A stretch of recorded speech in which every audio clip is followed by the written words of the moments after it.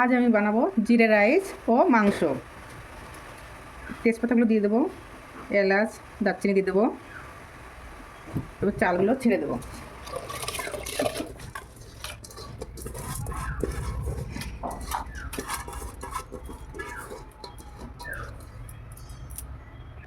এখন এতে দিয়ে দেবো জিরে, যেহেতু জিরে রাইস, আর কিছুটা লবণ, আর কিছুটা চিনি।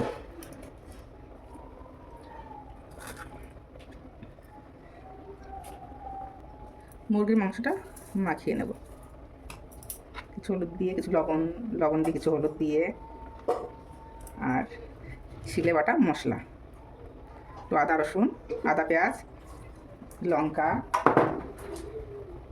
আর রসুন বাটা, পেঁয়াজ বাটা, আর কিছু পেঁয়াজ কুচি, আর জিরে বাটা দিয়ে এটাকে মাখিয়ে রাখবো কিছুক্ষণ। আর কিছুটা সর্ষের তেল, আর কিছুটা সাদা তেল দিয়ে দেবো। আমি এখন রিফাইন্ড তেলে মাংসটা রান্না করব। তেলটা গরম হয়ে গেছে, আলুগুলো ছেড়ে দেবো।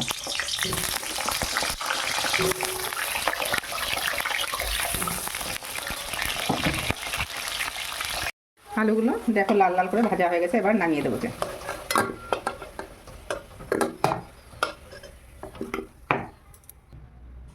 এরপরে জিরে দিয়ে দেবো,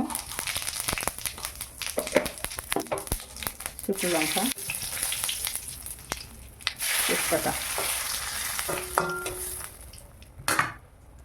এবার ছেড়ে দেবো পেঁয়াজ কুচি।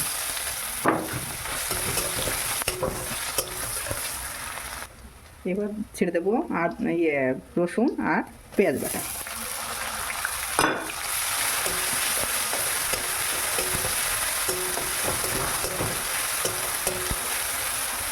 এরপরে ছেড়ে দেবো লঙ্কা বাটা আর জিরে বাটা, জিরে আদা বাটা।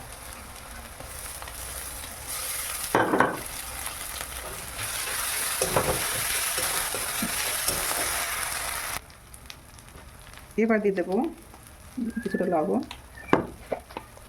কিছুটা হলুদ গুঁড়ো,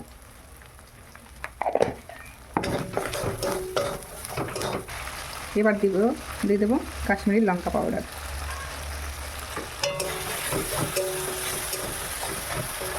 এইবার ছেড়ে দেবো মাংসটা।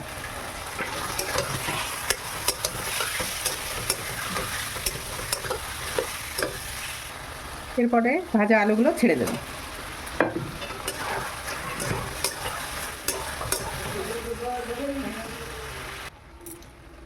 এখন আমি এই কড়াইতে সব ঘি দিয়ে দেবো।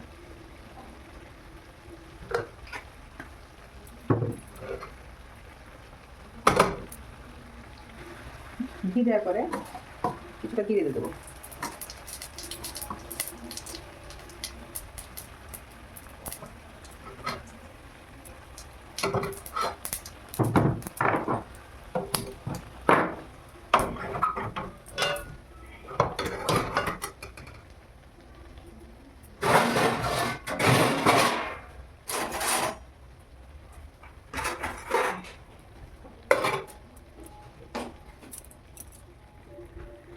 এরপরে আমি কাজু বাদাম আর কিশমিশ দেবো।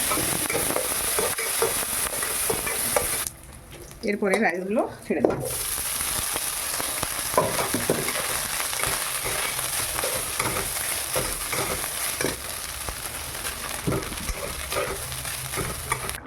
এখন দিয়ে দেবো একটু সানরাইজ গরম মশলা।